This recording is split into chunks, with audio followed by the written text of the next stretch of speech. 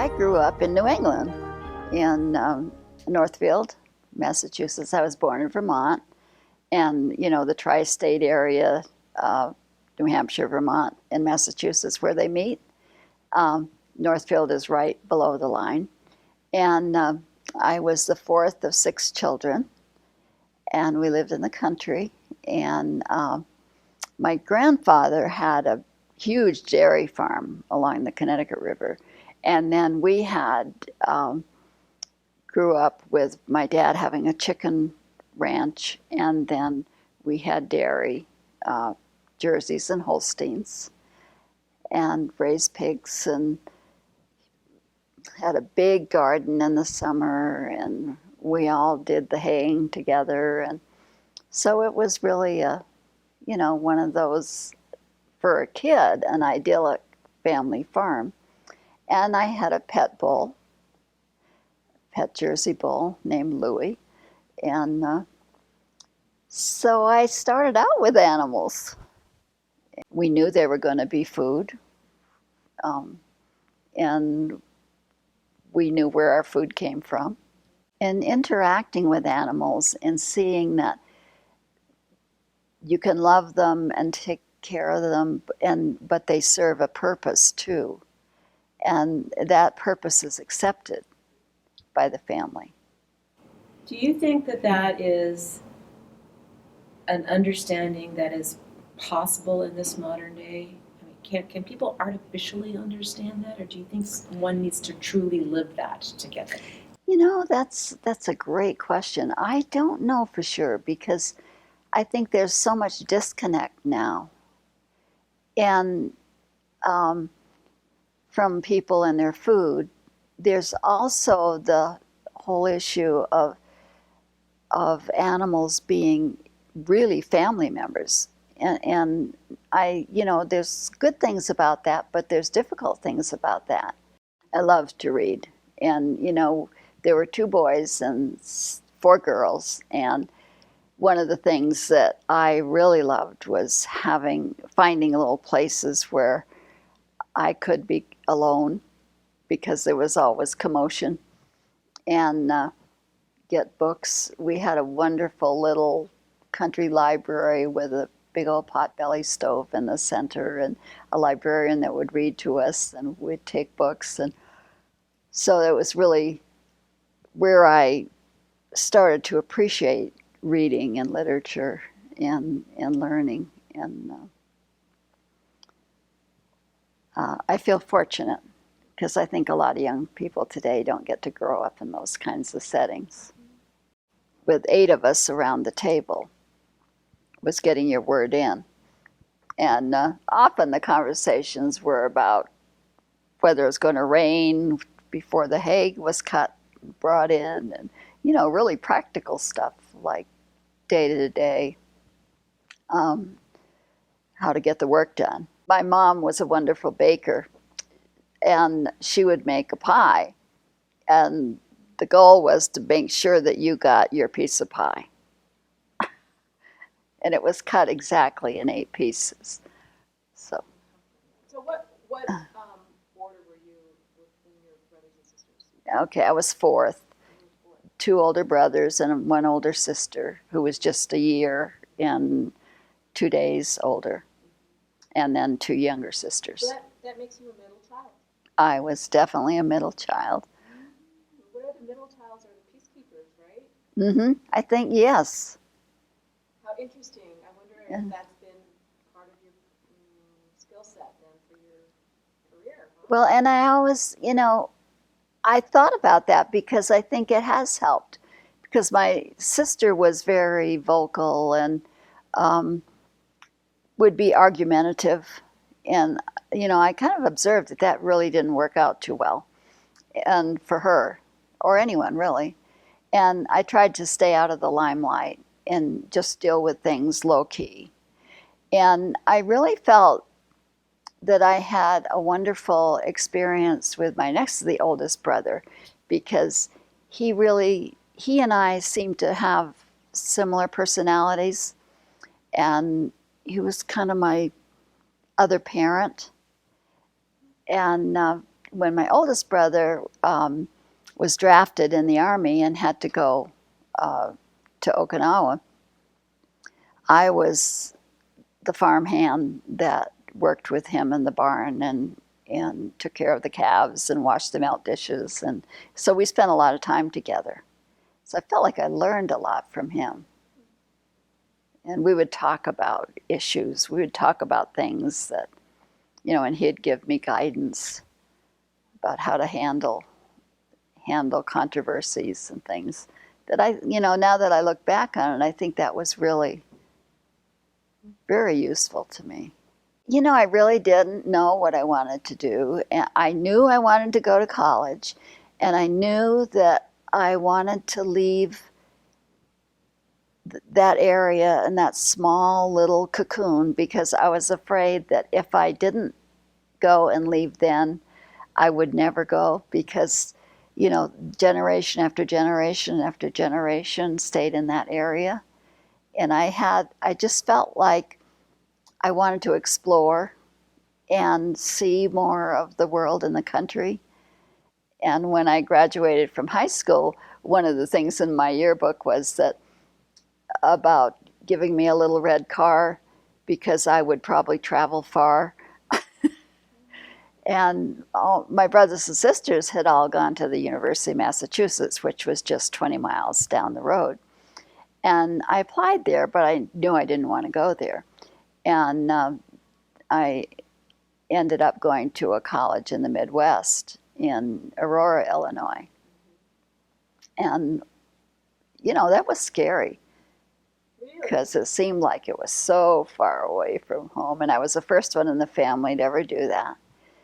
And my parents, I look back on it now, and my dad had sold 20 acres of land so I could go, because it was a private school. It wasn't a public school. But he really understood what I wanted to do and needed. And it was a liberal arts college, so I felt I'd have the opportunity to, try different things to see what I wanted, because I didn't know what I wanted to be when I grew up. Well, I just took, the basic required courses, and then took some, I knew I wanted to take French, so I did that. But then I also met my future husband, and it was really interesting because the vice president of the college had recruited me to come, and he had said, there's someone I want you to meet when you get there. And he had said the same thing to my husband, Ed, that there was someone he wanted him to meet. And he was a senior when I came as a freshman, and was working part-time for the college in the public information office. So we met and started going out. And as it turned out, I finished my sophomore year, and we got married, and then I continued for another year, and then basically kind of ran out of money. But we did end up having two daughters. So I want to go back just a little bit. Yeah. What kind of a student were you in high school that the president of this liberal arts college would recruit you? I mean, how did that happen? Well, partly it was the college had an affiliation with our church, so there was a summer camp, and the college would send people out to the different summer camps to recruit. It happened that I was salutatorian of my class, so I had pretty good grades and a good record as far as extracurricular activities as well. So. And then I like the line, "Come to my college, there's somebody I want you to meet." Yeah. He could say that to every single person he Yeah. recruited, right? Because they're certainly bound to meet somebody when Yeah. they go to college, right? But had he really specifically thought of the two of you? He did. Interesting. Which was so funny. We laugh now because we say we were really set up. I think there were various role models, and one, we've talked a little bit about my brother being a real mentor to me, and I had some teachers in high school. I had an English teacher that was just wonderful. She was just so positive and supportive of my going to college, because not everyone went from these little small towns, and made me feel that I would be able to do it. So, I am a high school teacher in my old life, and I do remember myself having a high school teacher that was. There's something about when you're a burgeoning young adult, and there's a teacher that has faith in you and teaches you to have faith in yourself. Yeah. I carry that you carry this for your whole life. Mm-hmm. That one person can give you. Yeah, it's Miss Deerstein. Shout out to Miss Deerstein. Yeah. Well, I would like to explore the stepping stones of your life that brought you to your work with IACUCs and animal use and research. It's a real circuitous path, because I had a daughter when I was 20 and another when I was 22. And so I did everything backwards. And we moved to California because my husband was going to seminary and doing some graduate work. And so I took a job for the city of Los Angeles in social services, which was really a pretty exciting place to be. 21st floor of City Hall, downtown LA. And we actually provided permits for people to solicit money for nonprofit organizations, and to assure the public that the money that they were giving was going to legitimate causes. And I don't really know of any other city that had a program like that. But if people were out soliciting money, you wanted to ask them to see that permit, because you didn't want to give them money otherwise. And it was one of the ones I remember the best was Danny Thomas, because he would call himself to get the permit for St. Jude. And we would work with him to make sure that the percentage of their income went to the cause and not just to administration. We had very, parameters that they had to operate within to get money. So that was one of my first jobs.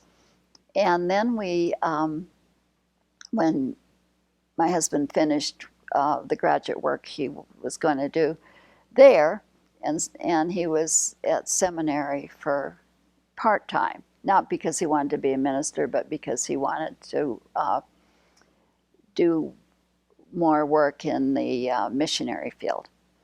And he wanted to be a journalist as well. So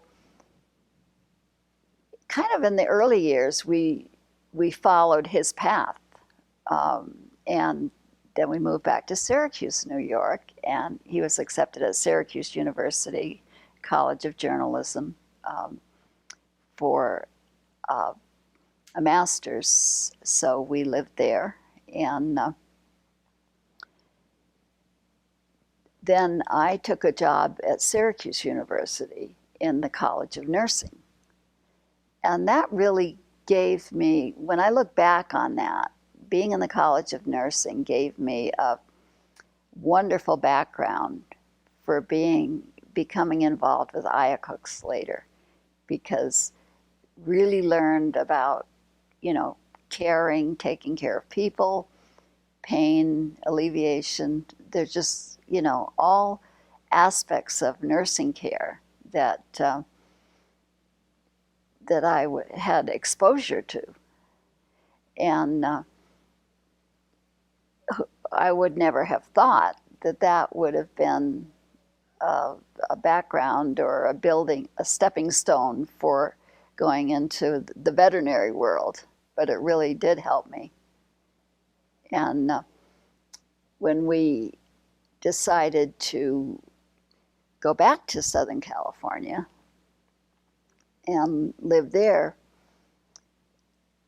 when I went to look for a job, I, of course, went to academia because I had been in academia for about 10 years at Syracuse University.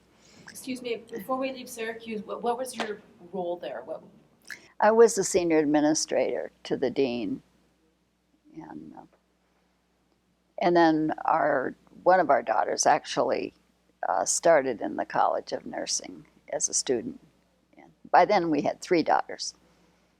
And so we moved from there back to Southern California because my husband's family his parents were getting older, and also he was going to start a new magazine called Fitness Management. And where else to start a fitness magazine but in Southern California, where they have most of the equipment and where the fitness industry is the biggest. I went to the University of California, San Diego, and did a number of different job interviews and ended up selecting the one that was with the veterinarian and the animal care program. And we just kind of seemed like a match. However, once after I got the job and there are a couple of funny stories. When I was being interviewed for the job, I think they had me interview with almost every member of the IACUC individually. It was an all-day interviews from one to the next, to the next, to the dean, to the vice chancellor, to all of these people. I didn't know it till later. I had a temperature of 102. And I also didn't know until after I was hired that the person before me had had a nervous breakdown and left the office there were just file drawers on the floor and just piles of papers. This was in 1984, just about the time that the Animal Welfare Act amendments and the Health Research Extension Act were being passed by Congress. And so I thought I was just coming into this position to assist the attending veterinarian and the staff and, get some things organized. Well, then I was there, I can't remember, it wasn't more than 2 weeks, and my boss said to me, I'll pick you up Saturday morning and we can get some more of this stuff done. And I thought, so this is going to be a 6-day-a-week job.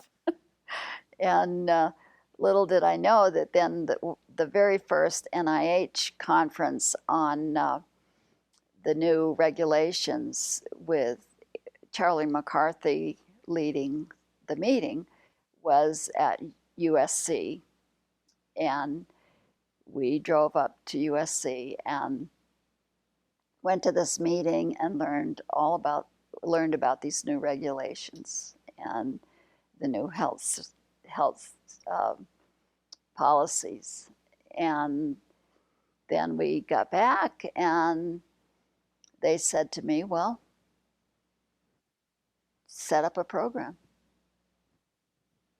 So in a way it was kind of exciting because it was a chance to be a pioneer, and there was really no blueprint or pattern to follow, and no one else had one either because it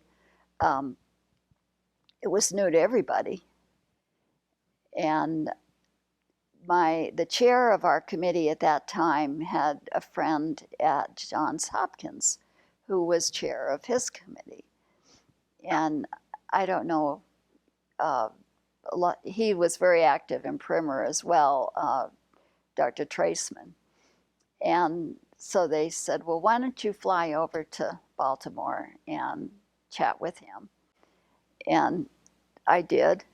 And from there, I just asked a lot of questions of a lot of people and got acquainted. And well, the veterinary program, the animal care program, then was in the medical school. It subsequently, we put it all under the vice chancellor for research. They didn't But, have a formal program of review or no, there was an IACUC, but the IACUC in those days was primarily a per diem setting, and they were just kind of, it was pretty much voluntary as to submitting protocols. It wasn't a centralized ordering, purchasing of animals. So people could get animals. And it was very much the beginning stages of protocol review. There were some piles of protocol applications on the floor, but very few of them ever got processed or approved. And what we did when we had to give the count to the USDA at the end of the year of the animals used, it was, we just called all the investigators and asked them to tell us, which in this day and age you would be, you think of that as. So you had to learn what the requirements were, devise a system in your head, and then talk to the people at your institution into implementing this plan that you've come up with. So it was Right, and it was a lot. I learned that you do a lot of things on a collegial, collaborative basis because you don't. It's not like corporate world where the reporting structure is all very clear, and you have people that you report to, and they report to you, and they do what you say. You're having to work to convince faculty that had been doing research for 30 years that things were going to change, and why they were going to change and how they were going to change. And there were some bumps in the road because there were things that we set up that we found out could be done more streamlined. And but just so much of it was getting people vested in the program, getting help, and just being able to work together. And I think that's where my experiences in childhood really were useful to me. One of the greatest challenges for me was dealing with the Department of Biology. And the reason being that the Department of Biology was the founding department of the University of California, way before medicine, way before Scripps Research Institute, Scripps Institute of Oceanography. So they felt that they were special and different, and that it probably didn't apply to them. It should just apply to people that are doing medical research. See, the biomedical part was not, and it was a very, and there were a few faculty that were very resistant. And how did you work around that? How did you resolve it? well, I was very fortunate. I had probably the best boss that anyone could have. The vice chancellor for research was fully supportive. And he also was low-key, very, calm, cool, and we would meet with these people, and he would meet with me with them, which reinforced, and would explain where these came from and why. I think at first a lot of people thought that, because I was new, that I made them up, that I decided what the rules were going to be. And so I think it helped the more we were able to explain where the rules, where the regulations came from, and where the guidelines came from, and how it was so connected to the NIH funding, how important it was, what the consequences were. Did you receive any flack for being a non-scientist or a woman in this position of telling them what to do? Yes. And that was especially prevalent. Well, there were a couple types. One, the very senior faculty, particularly in biology. The other was foreign people who had come from India and other countries that were not used to having women as in charge, which in a way kind of surprises me, because when we think of India, we think of Indira Gandhi as being prime minister. And yet, I found that very often these faculty were the ones that would not, accept the information from a woman. And again, I was very fortunate because my boss very often would sit with me. We would do it together. And that's a pretty powerful message. What about the non-scientist aspect? Did you have well, I would like to know from within yourself, was there a sense where you lacked some confidence to begin with? Did you have to bolster yourself? Or was this a natural fit for you that you knew what had to be done and you were just going to get in there and do that? I had some misgivings, but one of the things I did was, which is kind of hard to believe now with the volume that we have, but I would go down to the office on the weekend and I would prepare little summaries in lay language of each project.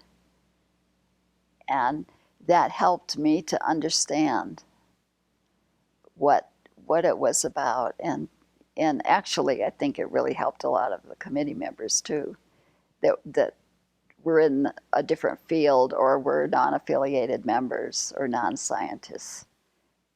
And I think the fact that I was willing to work really hard and try to help them eventually won them over. Because by the time I was leaving 20 years later, they really seemed genuinely appreciative. Some surprisingly so. So, I think it's working together as a team is so critical. And having not only the support within the institution, but having what helped give me confidence as well was working with the networking, whether it was through Primer or other organizations, but especially through Primer, I was able to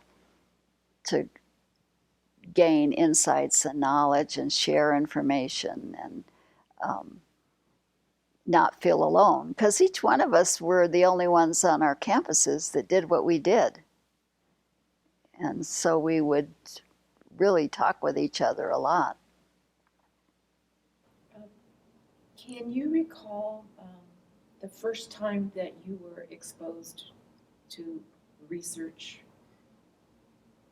you yourself, the first time you were exposed to, or what was your naive self's understanding of research, and then what happened when that person actually was confronted with the realities of research? Me being that person. Yes, you being that person. Me. um, well, I think partly, I'd been around animals a lot, and I'd seen a lot of things with animals. But I think the first time I went into the cardiovascular research lab, and a dog was on the table anesthetized, and they were doing a procedure, and I can't remember now exactly what the procedure was, but obviously heart related. And they were explaining to me, what they were doing and everything. And I thought, wow, first of all, this is pretty impressive, because it was like walking into a human surgery room. And, they were dressed appropriately. The animal was anesthetized and draped and everything. And, I thought, well, this is really, really important. I think the one thing that I am most proud of is that I was able to help develop a speakers bureau where scientists would go out and talk with young people or service groups, Rotaries, Lions clubs, whatever, and explain about their research and why they used animals. And we were bringing in, we started bringing in the media to talk to them and have them see how we cared for animals. And probably the one thing that was the most ambitious thing we did, and it certainly wasn't me alone, but it was working with the public information folks. But when we were approached by CBS to do the Dan Rather's 48 Hours and have them on site for 2 full days and talk about the relationship from the animal research to the humans, and show the full spectrum, the care of the animals, why the research was important, and then how it moved on to be facilitated and helping humans. And What was that like? that was pretty exciting. It really was, because they were just what was neat was that by the end of the second day, the news people were prompting the scientists to say, they said, just say that it saves lives. Because, the scientists want to be cautious about what they're promising with their basic research. So they were being, they were being very cautious about the language they used. And the news reporters were saying, well, just say that it saves people's lives. Now, did you have a sense that the news people came in with a certain mindset, and that they were that changed over the course of 2 days? I felt it did change. Now, I don't know that I don't think they were opposed.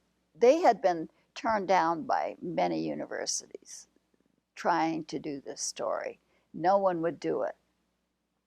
And we were contacted, and we met, the IO, the chair, the veterinarian, and the public information, and we debated about whether to take the risk to do it or not. Because everyone then, it was pretty scary. There were pretty active animal rights groups that were targeting places and breaking in. It was more that kind of activity than now. It's more through legal means and FOIAs and so forth. But so there was concern about that. But And I do think they came in, not knowing what they would find and not knowing how they would do the story. But they just really were convinced. And the other bonus to that was that we received hundreds of letters, and not one letter was critical. Every letter said, "Thank you for doing this. Thank you for helping the public understand why we need to do this." Was the purpose of this show, was it in response to the controversial attitudes of the time? I think probably it was. I mean, they were And I trying to don't- make good TV, which was why Yeah, they were there. Yeah, yeah. And I can't remember the exact year. Well, it must have been 88 or 89 because Joan asked me to talk about it at Primer in 1989. So it must have been 88. Now, what would be the purpose of talking about that at Primer? It was part of a panel about science and the public and different ways of communicating science and reaching out to the public. And this would have been a good example. Yeah, It could have not been. it could have been really bad. Now, have you had less than happy experiences with regards to public opinion and this kind of work? Yeah, we've been, well, one of the hard things is, when you have things FOIA'd and people take a piece out of a letter or they publish something, on the web. One of the things that was kind of scary, I was getting faxes about, death threats. And one particular time we were being targeted for using animals in teaching emergency medical physicians. And so, yeah, and them knowing my name and where I was and everything. Was And that a surprising development for you? I guess it wasn't really surprising because I was kind of warned about that when I came on board. But it gets real close to home.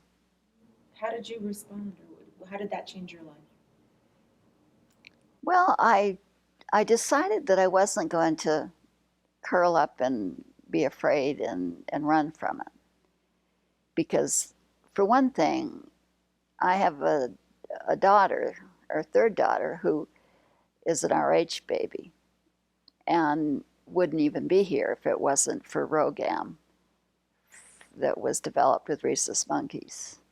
Secondly, she has fibromyalgia and was diagnosed when she was about 20. And she became very ill. She lost about 20-some pounds and was not easily diagnosed, which it still isn't easily diagnosed. But she ended up going with me to Washington. One of the parts of my job was to go to Washington, D.C. every year and to talk with our congressional and Senate representatives and to provide information to them about the research we were doing, what kind of research, what developments might have come from it that particular year. And she went with me and told her story. And they really were very impressed. And then I started taking scientists with me and let them tell what they were doing. And that's something that the congressional folks seemed really appreciative of, because they generally hear they get the stack of little cards and letters that are pre-printed from animal rights groups. And so for them to have a scientist come in and take the time to talk to them I think just standing there and picketing and glaring at one another doesn't do anything.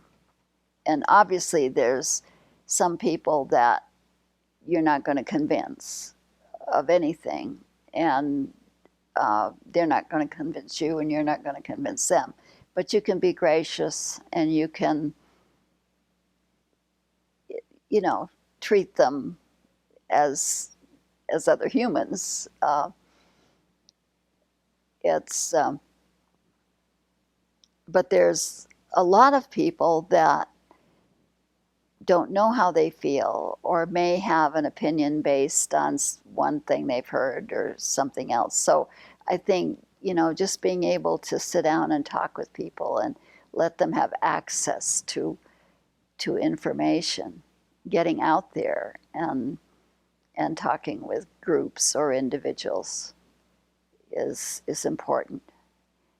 And, I think all of us would like to have the day when we really didn't have to use animals. But we know that right now there are some alternatives, but there's not total alternatives. And so we still need to do that. We still need to figure out ways. And the thing that I've found to be really helpful is to point out all the different things that have been developed that are really helping animals. The hip replacements and all of these things that now dogs are getting much better treatment than they ever got before.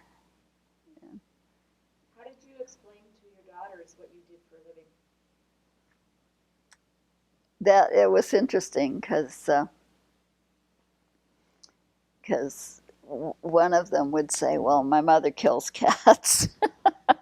No, she did not. She was teasing. And so, no, I was just very straightforward about it.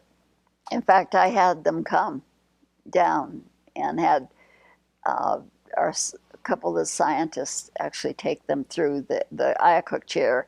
At that time was a cardiovascular surgeon, and he took them to his lab, and talked to them, showed them some of the work he did, and the veterinarians and I took them through the animal, housing area to see the different species and how they were housed and cared for.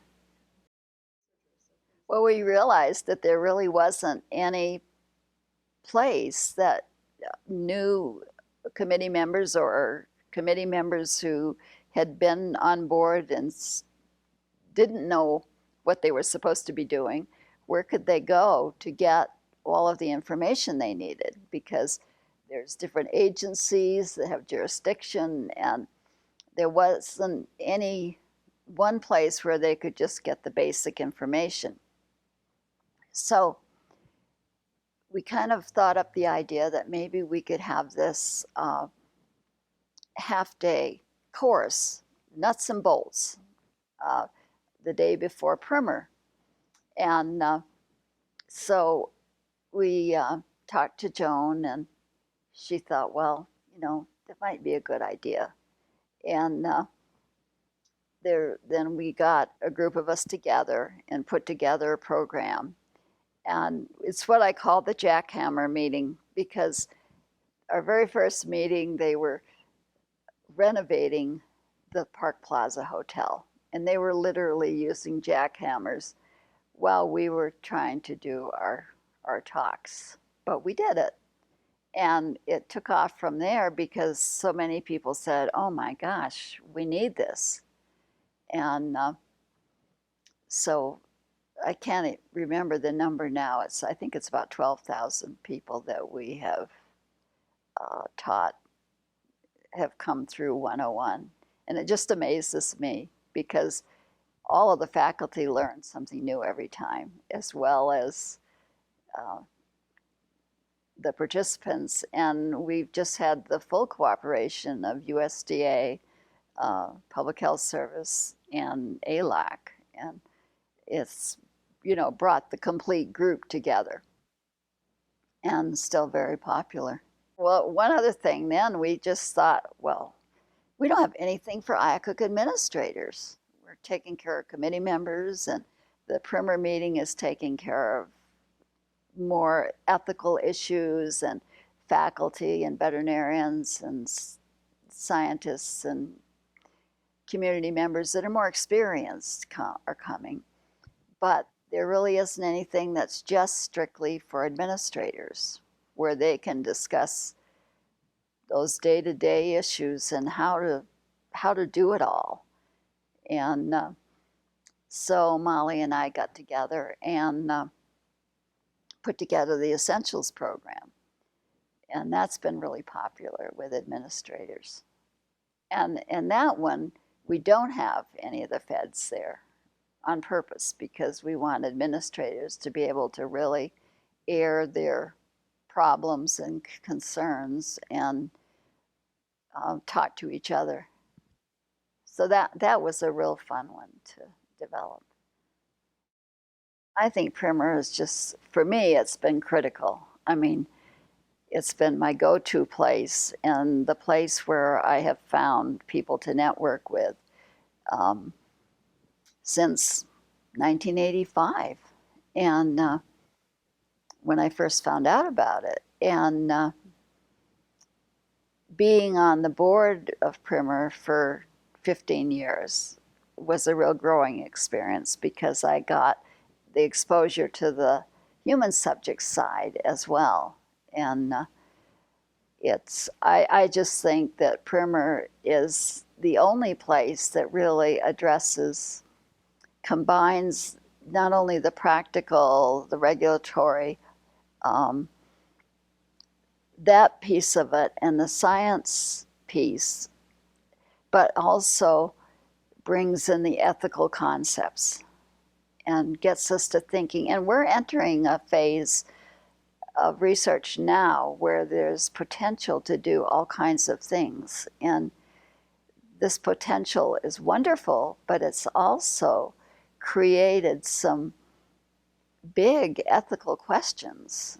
And because we can do something such as cloning or genetically modifying, and these aren't bad things at all, but how we use them is what's critical. And I think Primer's going to be needed even more. Well, I think one of the biggest challenges in medicine and health is that we've developed ways to help people live longer. We've developed medications and treatments. We haven't developed a vehicle for many people to get access to them. We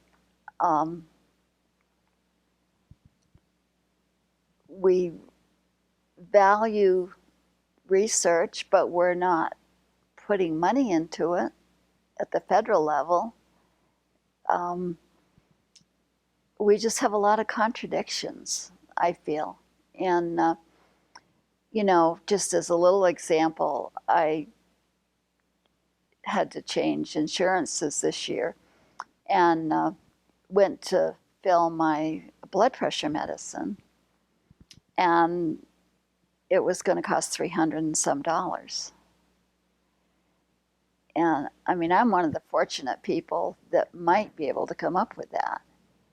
But we're developing things and moving forward, but not really considering how to get access for people. And I think in our country, we're probably, we're not doing as well as many countries as far as the ability to help people have health and be well. I was on the San Diego Zoo's IACUC for about, I forget how many years, over 10 years. And I've just stepped down from that. Well, basically, they have a lot of research, and primarily on saving species and conservation, habitat for species so they can survive. And they do receive some public health service, NIH monies for different projects. So it was really necessary to have an IACUC, and they were probably one of the first zoos to have an IACUC. And so they called upon us at UCSD to help them. And it's been really fun because everything is to save the animals too. And it's a challenge to have oversight over work that's being done all over the world. One of the projects is a Shrike project that's out on San Clemente Island that the Navy owns. So the only way to visit the project is to go on a Navy plane out of North Island. And the shrikes are an important bird that was becoming close to extinct.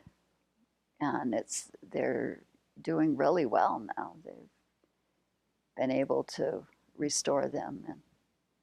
And they've, of course, the California condor is another example of a species that was close. I think there were just a couple birds left when they started to do that project.